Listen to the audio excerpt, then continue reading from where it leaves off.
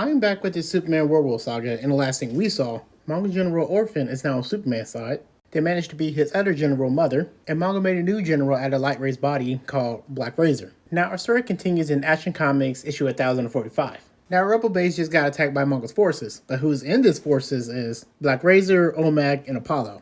Now Superman and his allies got hurt so bad that they had to have a meeting on what to do next. They're on the verge of giving up, and they even said that it's like Mongo's not just coming for them, they're coming from the Necropolis to get the power that's in it. They're about to talk about blowing up the Red Star and the planet again until Natasha's like, how about we steal it instead?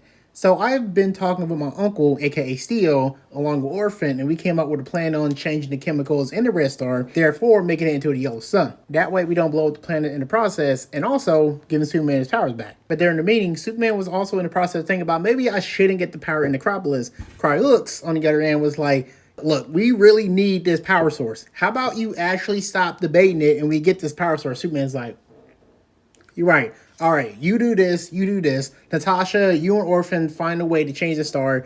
Me, Cryolux, we're going to go and see if we can get the power source. Before the meeting ended, Midnighter told Superman and Cryolux to take the two Kryptonian children with them because if anything goes south, they'll be the safest with both of them. While Manga's forces are advancing, Omag tries to talk to Black Razor to see if her love is still there. Black Razor, however, doesn't say anything at all, just going about their business, just doing what Manga says, showing that it's definitely not Leah, this is Black Razor, a completely new person altogether.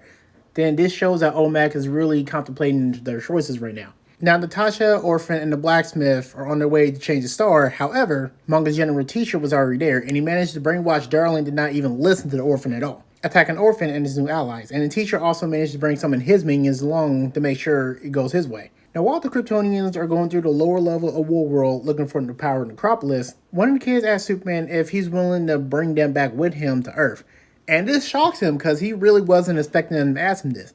But he says, of course, I would take y'all with me and I would adopt you into my family. At some point, they reached the door. Cryolux was like, this door wasn't here before, kind of showing that it's like Necropolis kind of trusts them to go through. Then when they open the door, they see it's Bala, the storyteller. And Superman's like, well, it makes sense because you're the only person here that knows a lot about Warworld. And it kind of didn't make sense before, but now seeing you here, it all comes together. Bala tells him that he's a servant of the god that the remnant came from. And he's one of the people that makes sure that it's like whoever finds the remnant that they need to be worthy. And sadly, if he wants the power of this god, then he's going to have to prove himself. And that's all I got for this video. Of course, I'll continue later. We're getting close to the end, but thank you for watching.